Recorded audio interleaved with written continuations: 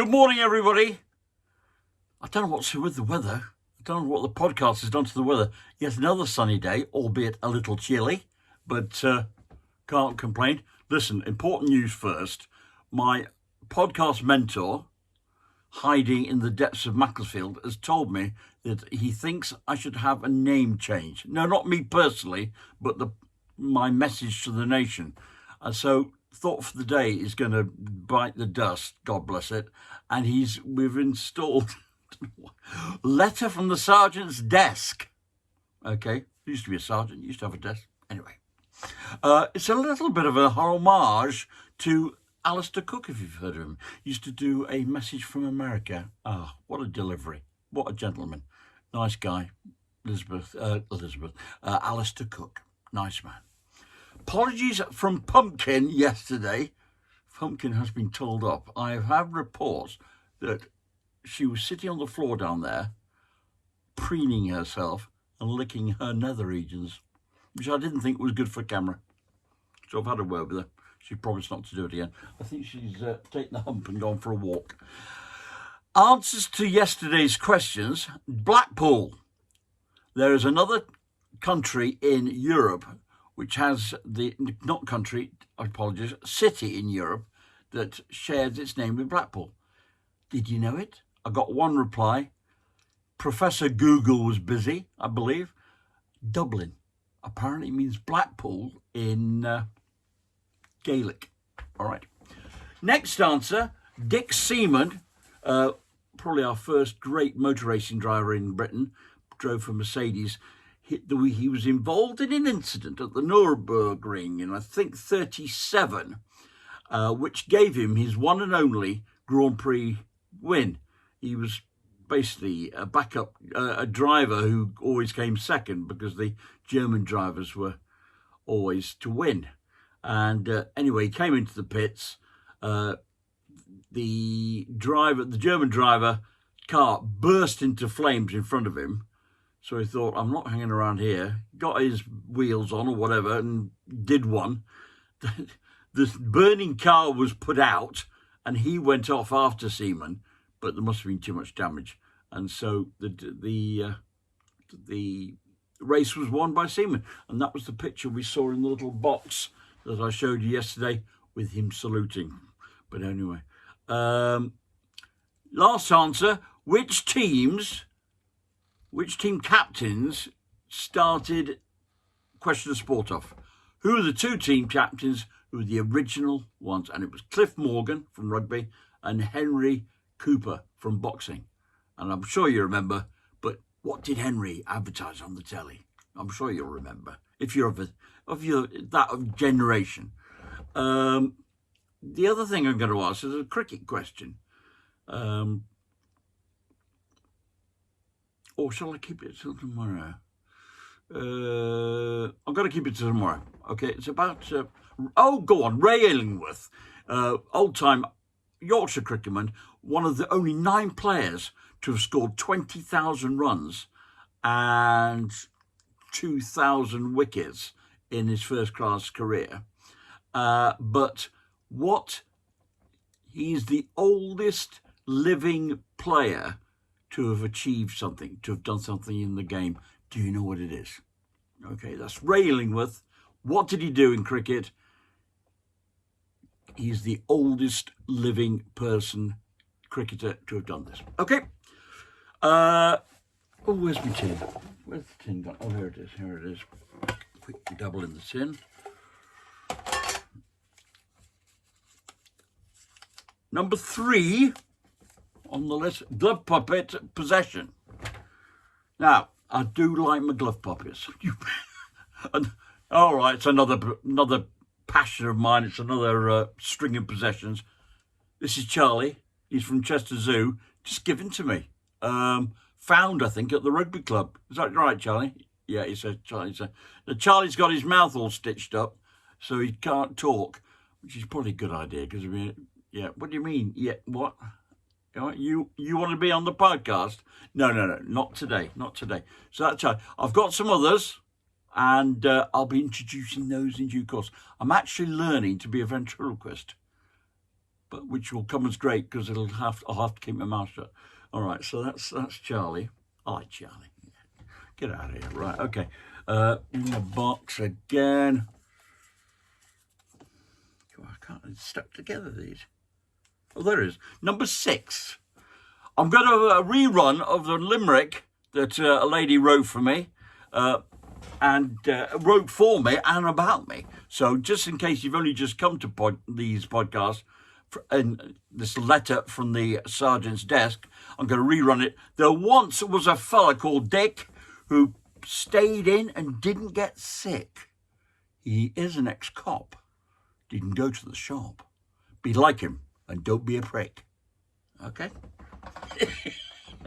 I love it. Oh, next one. There we go.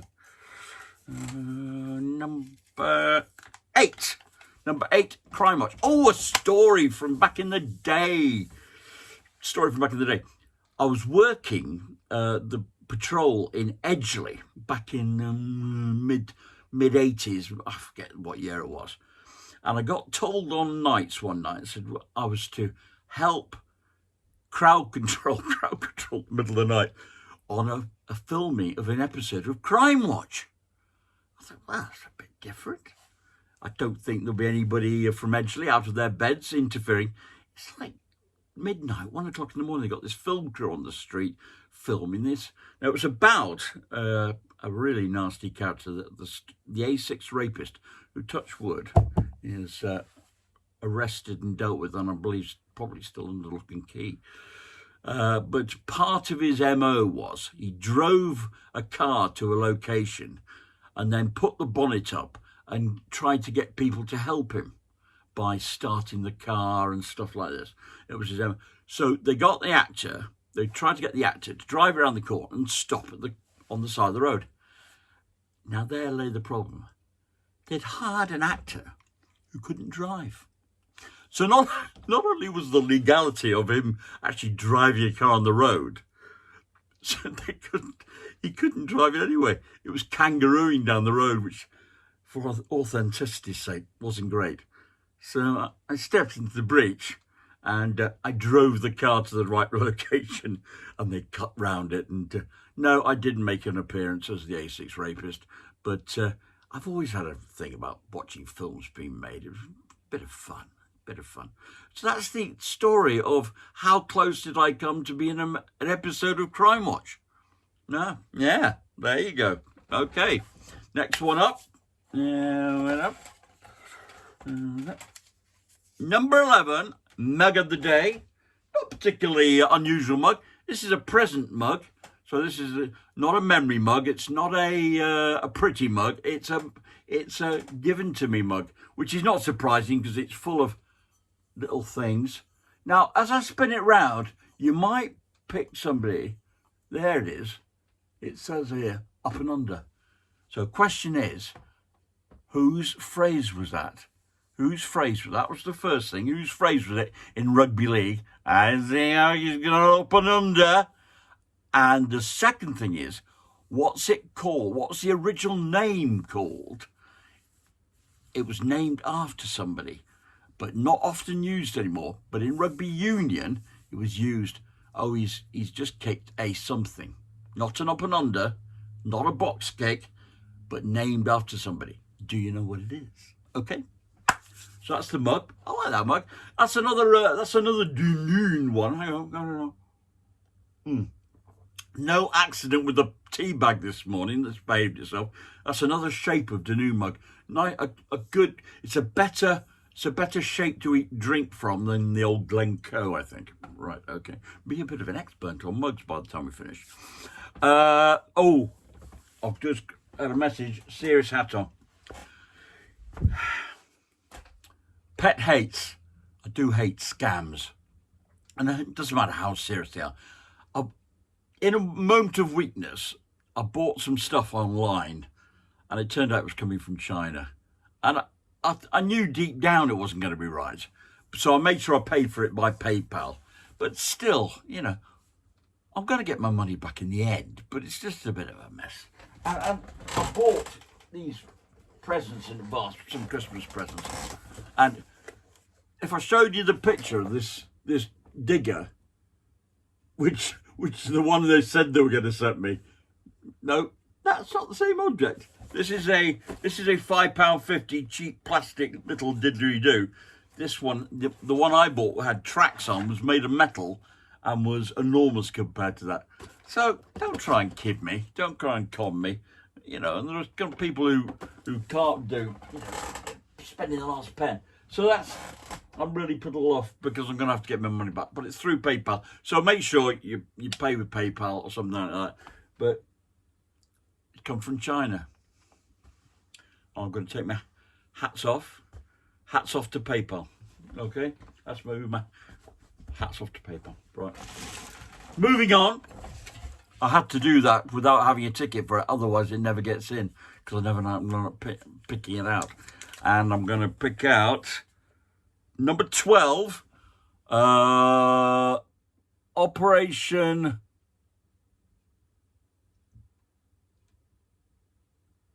That's strange. I've got a repeat. That's a repeat. So I'm moving on. Oh, there it is. Number 12. This is Operation Dastardly, or Operation Dick Dastardly, Catch the Pigeon. We've had birdseed. No, we haven't had birdseed. We've had grass seed sown. A new record this morning. And this is one of the reasons for this delay in the podcast. I'll tell you what the other one is in a minute. 78 pigeons on the ground. It looked like a scene from Hitchcock's The Birds, except they weren't blackbirds, they were pigeons, fat ones. Oh, God, 78 of the rascals. So I've sent them on the way. The other reason I've slightly delayed today is our very diligent groundsman, Matt, has been busy at the back of the building here with his leaf blower. And I didn't realise till I sat down to start doing the recording how noisy leaf blowers are. So I had to have a break. Okay. Right, we're up to 12 minutes quickly. Going to move quickly on. Number two. Oh, update on Alexander Graham Bell project. For anybody who can't remember, that's the one I'm phoning everybody around the world. Last night I phoned my cousin Molly in Seattle. I went to her wedding in 1984. What am I talking about? 2014, I think it was, in Seattle. It was in the hotel where the Beatles had stayed back in the 60s, but that was an aside. I landed up meeting 36 cousins in 2 days. It was a good trip. And Molly's in good shape, her and her husband. Her husband's back at work, and the two kids were absolutely causing havoc when I was trying to talk to her on the phone. But the sweetest kids, and she's a lovely lady. Lovely picture I've seen of they dressed up for dinner, especially as getting out of the routine. So even though they couldn't go out, they dressed up for dinner, and they looked a lovely pair. So that's Molly, and I send her love, and for her to keep safe. Okay. I think this is going to be last up. 14, Love Like Hate Adore. First of all, where does that come from? I know where it comes from for me. You know when you write a letter and you put X's at the bottom? You count the X's and you go, if there's 4, that's Love Like Hate Adore. If you only put 3 X's, that's a problem because that's Love Like Hate. Ooh, never put 3. So it's 4 X's at the bottom of a letter. But I looked it up on Professor Google, and there was nothing. Couldn't get anything. So it's love. I love American comedies of the 1960s. How many can you remember? If you're as old as me. My Friend the Martian. He had a Martian living in his garage. The Famous Mr. Ed. Oh, Talking Horse. What more do you need for comedy? And the Beverly Hillbillies. What came up through the ground? And what were their names? What's the surname of the family in the Beverly Hillbillies? And when they were back in their old hut in the countryside, what came up through the ground? Up through the ground came up? Oh, come on. Well, peeps, it's been emotional. And that's all from my letter from the sergeant's desk. I hope you like the title. Let me know. And if I don't, I'm gonna give my mentor what for. American audience, hey, listen. Be safe out there. Be safe. Look after yourselves. Be kind to yourself. Be kind to others. That's all, folks. See you tomorrow.